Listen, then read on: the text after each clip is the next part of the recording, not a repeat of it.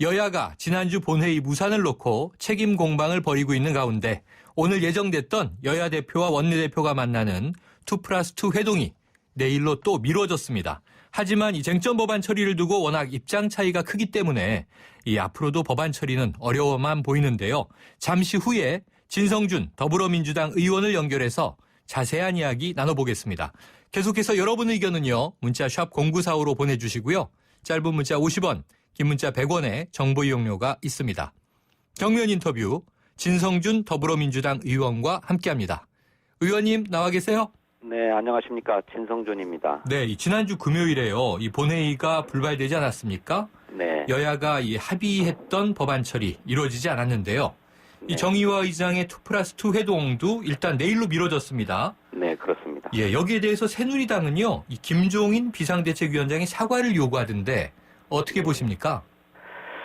적반하장입니다. 네. 사과해야 할 측은 새누리당이죠. 네, 이른바 기업 원샷법과 북한 인권법이 합의가 되었습니다만 거기에 선거법도 거의 합의가 이루어졌습니다. 네, 그러니 선거법을 포함해서 함께 처리하는 것이 마땅한데도 네, 이 선거법은 노동 5법하고 연계해서 처리해야 되겠다고 새누리당이 고집을 피우면서 결국 불발된 것입니다. 그러니 새누리당이 이른바 법안 연계 전략 이것을 포기하고 합의된 법안을 먼저 처리해야만 하죠.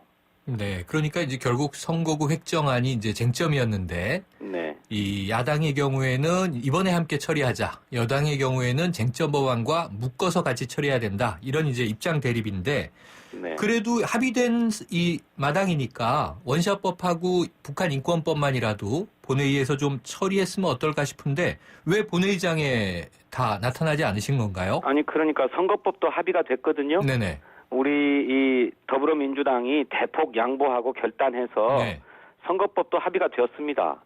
그러니까 합의된 법안을 다 처리하자는 것이었습니다. 네. 그런데 새누리당이 선거법만큼은 다른 쟁점 법안하고 연계해서 처리해야 되겠다라고 고집을 피운 것이죠. 네. 처리하지 그러니까 전혀 않을 이유가 비합리적인 없었다. 태도였다는 것입니다. 네. 예. 여당이 비합리적인 태도였다.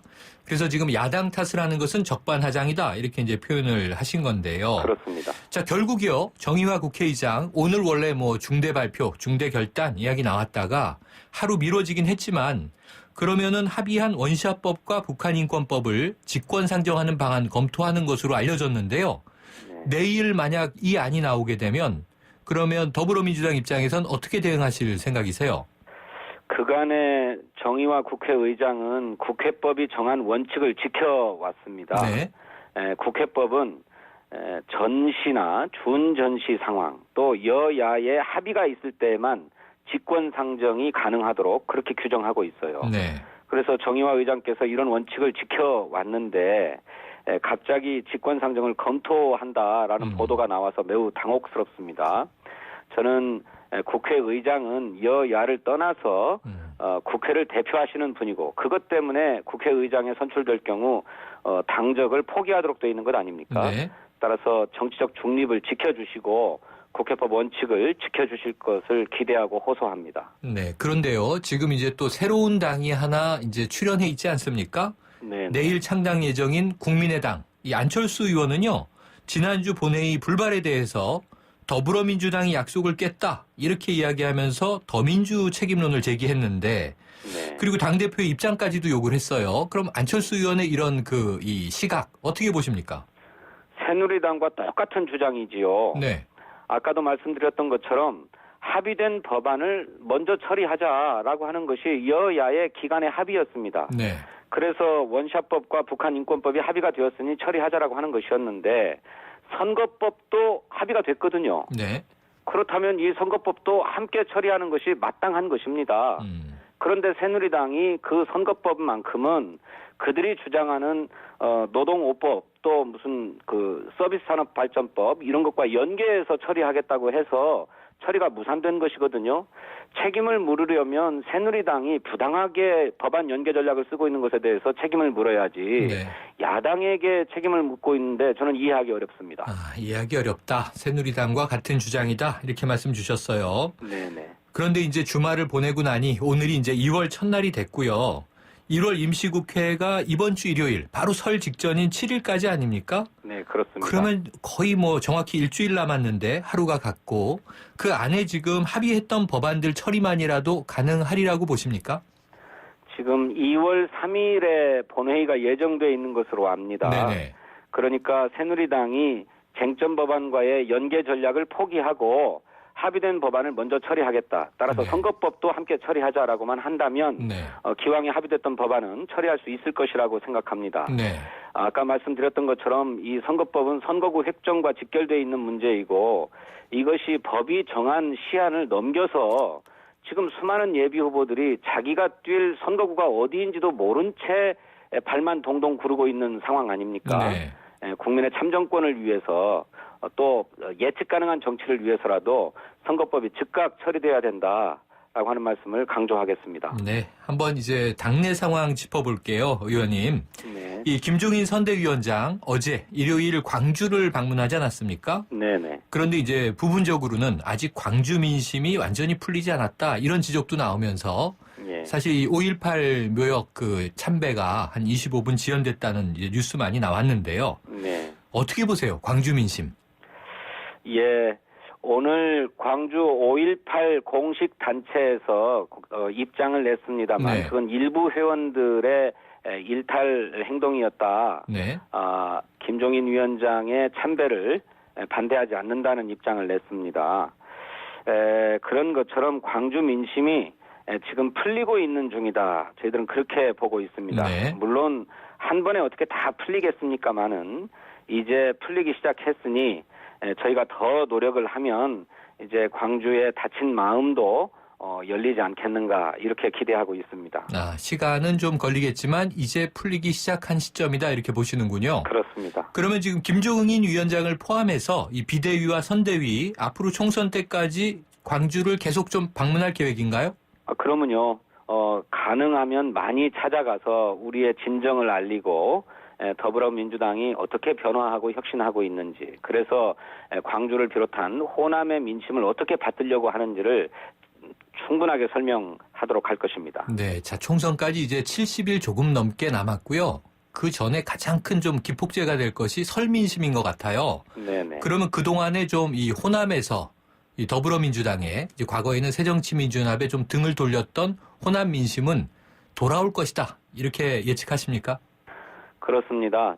저희들이 계속했던 새로운 인재들의 영입에 대해서 호남을 비롯해서 전국에서 좋은 평가를 내려주시고 그렇게만 변화하려 한다면 더불어민주당에 희망이 있는 것이다. 이렇게 보고 계셔서 당의 전국적 지지율뿐만 아니라 호남에서의 지지율도 크게 오르고 있어서 과거 국민의당과 2배 가까이 차이 나던 것이 이제 역으로 3배 가까이 차이가 나고 있습니다. 그런 만큼 설 민심을 계기로 해서 설을 계기로 해서는 이제 호남의 민심도 굉장히 많이 풀리고 또 전국적으로도 더불어민주당에 대한 기대가 높아지지 않겠는가 이렇게 전망하고 있습니다. 네. 그런데 그런 측면에서 이제 문재인 대표의 사퇴, 김종인 위원장 체제는 좀 빠르게 자리를 잡는 것 같긴 한데요. 네. 또 일각에서는 왜 50 전두환 정권 시절 국보위 전력이 계속 논란이 되고 있잖아요. 네네. 그 대목에 대해서 이제 더불어민주당 이 의원분들, 지지자들은 좀 잘 뭉쳐 있는 것 같긴 한데 네. 그래도 이게 역사적인 문제다 보니까 이 대목에 대해서 진 의원님은 어떤 견해 가지고 계세요? 네, 김종인 위원장께서 솔직하게 사과했던 것처럼 네.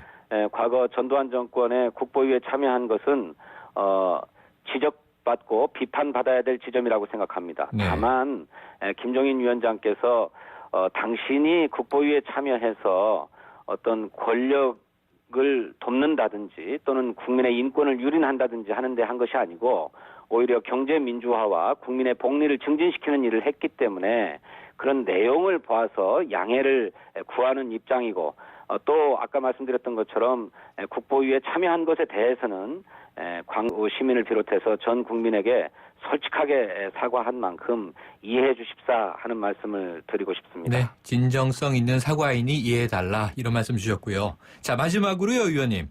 그 주말에 손학규 전 상임 고문이요. 러시아에 갔다 오는 길에 정말 이 새 판을 짜서 국민에게 새로운 희망을 주고 우물에 빠진 정치에서 헤어날 수 있는 길을 보여줘야 한다. 이 발언이 좀 주목을 받고 있는데 네. 지금 야권 재편 과정 아닙니까? 네. 만약에 정계에 복귀한다면 어떤 역할을 할 수 있다고 생각하세요? 글쎄요, 손학규 전 고문께서 정계에 지금 시점에 복귀하시겠는가 하는 네. 점에 대해서는 뭐 전망하기 어렵다고 생각합니다만 네.